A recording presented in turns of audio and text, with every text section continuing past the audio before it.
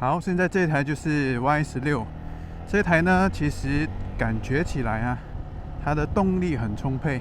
那这 Y16呢，它本身是155cc 的引擎，整个动力表现呢，其实是我可以说随传随到啊。当你要超车的时候，当你要这个动力，你一扭它就马上来。所以这是我骑了这台车之后的感想。因为我本身是 NMAX 的车主，那我本身在 NMAX 我觉得它的低扭非常好，尤其是在市区通勤，我要转就马上是有。可是和这台 Y16比起来，哇 ，Y16的低扭更加强大。除了因为它是打档哦，你必须要稍熟悉档和档之间的衔接更加顺畅之外，那更重要的东西是，当你在低转你想要超车或者是你要启动的时候，它可以给你很充沛的动力，所以在日常通勤市区骑乘完全没有问题。真心觉得这一台 Y16的悬吊非常的好，什么样的坑什么样的路其实骑乘起来都比较舒服，不会太软。可是我觉得它的避震悬吊设定的刚好是我这个体重吧，我体重差不多70左右。那它的后避震器其实是用卡亚巴的单枪后避震器，避震的表现非常的好，我十分的满意。当我拿来和 NMAX 原厂的悬吊相比的话，那前叉是正叉，开起来的话，其实车子的龙头会比较轻，比起 NMAX 或者是拥有相同引擎的 R15、MT15，整个龙头非常轻，车身也非常的轻，所以骑起来的话更加灵活。想要穿梭在车水马龙之中也是没有什么很大的问题。那这一台车和 Y15， 这一台 Y16 和 Y15 最大的一个改动，重点就是它的档从 Y15 的5档提升到 Y16 的6档。那在之前雅马哈的 Y15 只有5档，所以在跑的在最高速度始终还是输给6档的 Honda RS150。所以这次 Y16 把5档提升到6档，那这一次我相信它的极速的表现，它的最高速度表现可以和 RS150 媲美。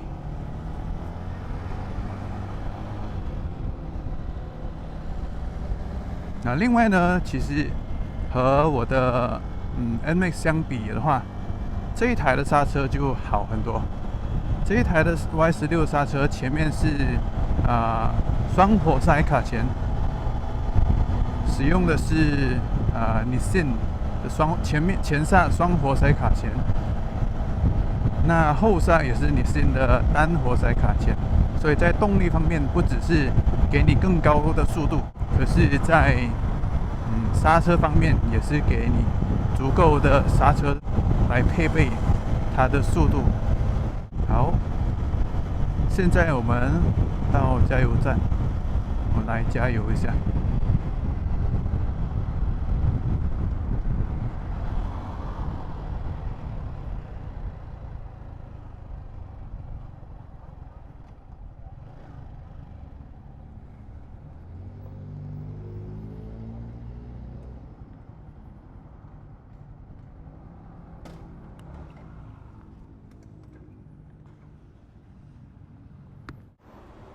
好，现在我们要来加油，到底怎么加呢？这个油，好，示范给大家看。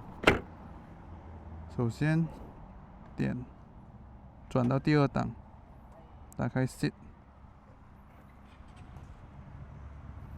这里是工具箱这里几乎没有什么多余的空位，所以完全没有储物的功能。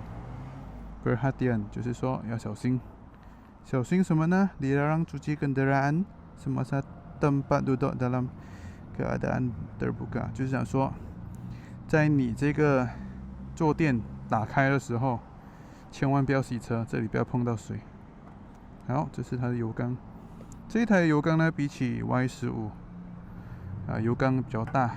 这个没有错的话，上一台好像是4公升，是个4.5、4.6。我会打在荧幕上面。这一台就大了5公升，5.4还是5.6，忘了。所以比较大一点的油缸就给比较好的续航力。可是老实说，当我骑了这台车之后，我会想要追求更大的动力，所以会一直在吹油门，不能够管好自己的右手。所以其实3不5时就已经要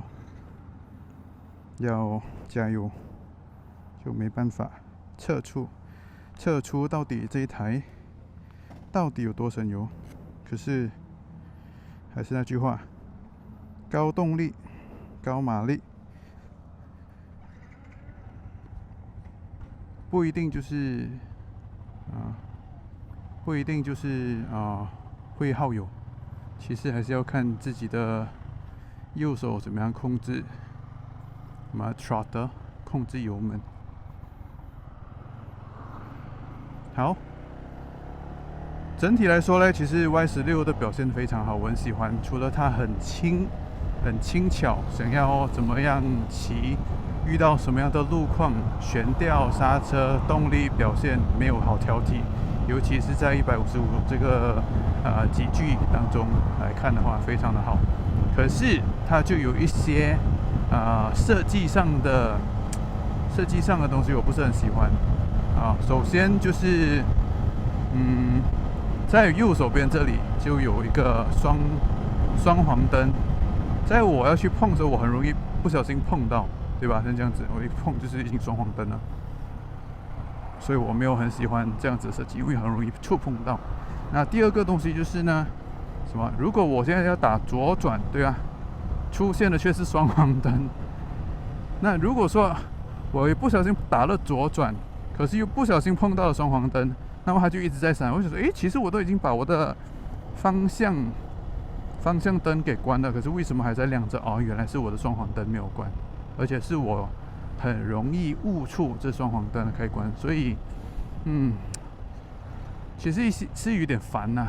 而且第二东西是对于道路其他的用户就很不好，因为不是一个很清楚的指示，也不能很清楚的和其他的道路使用者说，我到底要去哪里？我去左边、去右边，还是我车子出问题，开始就是发了这双黄灯。这是我不喜欢的东西。那在这里的话，其实有些我觉得我自己本身蛮喜欢的，是什么呢？第一，档位因为我算是新手嘛，那如有这个档位显示器，其实对我来讲是一个很大的帮助。可是在这一段时间里面，我就试着不要去看这个档位显示器，我要凭着本身对于车子的速度回馈感受反应来决定要升档降档。然后还有这个就是大灯还有这个如果我往下按的话，它其实就是超车灯。如果往下按的话，那我就可以快速的和对方或是打这个灯，打这个什么 signal 信号。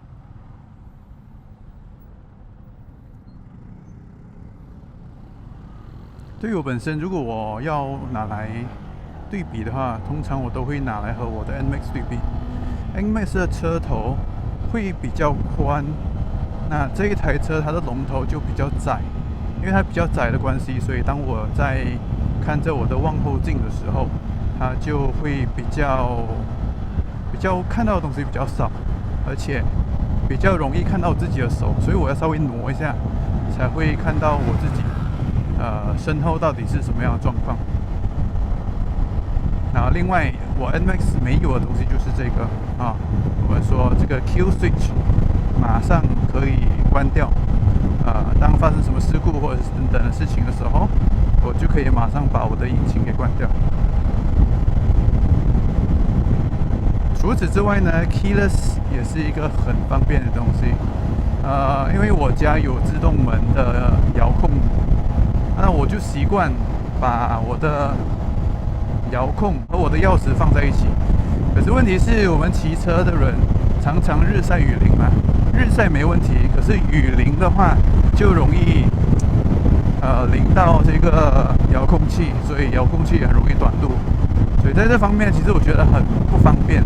但是有了这个 keyless 的系统时候就不一样，我的 keyless 的遥控可以和我家的自动门遥控放在一起，收在我的口袋里，或收在我的皮夹，还是我的不是皮夹，就是我的夹克或者是我的背包里面。所以对我来说 keyless 其实很方便，而且我觉得这也是趋势吧。几乎现在你要买一台新车，我说是4轮的车的话，基本都会配备一个 keyless 给你啊。所以我觉得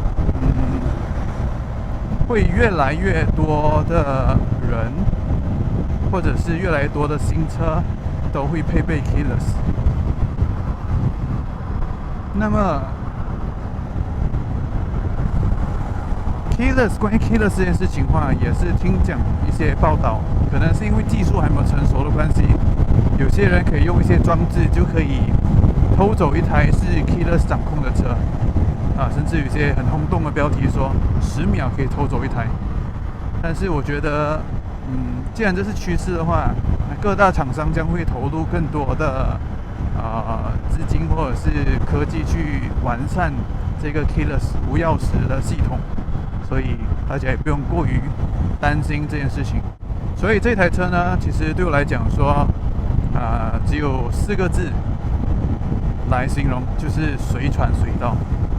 随传随到的动力，在我需要它动的时候，我可以马上动。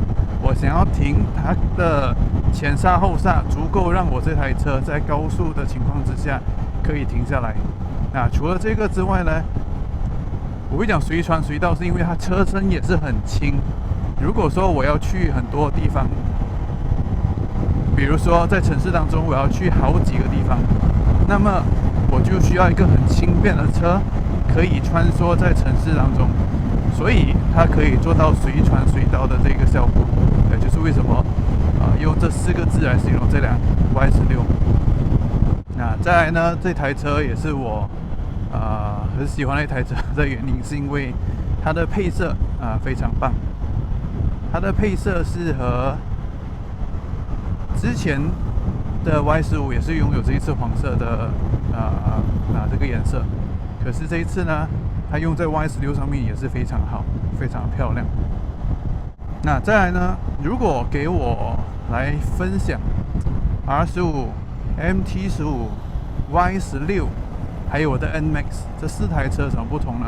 其实我们也都听说过，这4台车其实用这同一颗引擎，只是调教稍微有一点不同。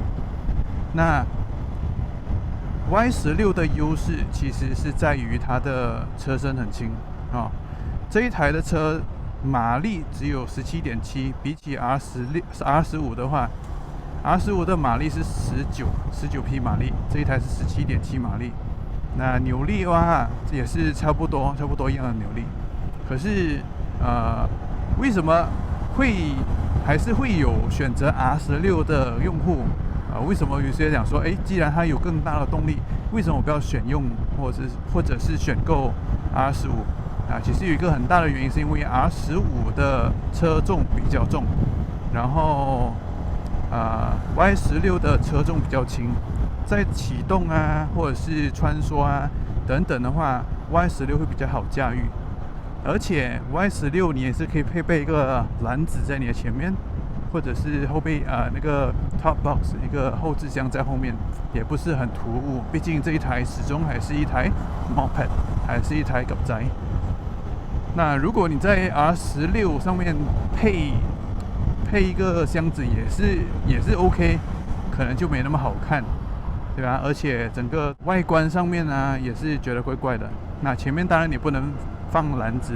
所以这台车其实如果是给像日常通勤需要去很多地方，或者是有载东西拿东西的需求的骑士的话，其实 Y16更加适合。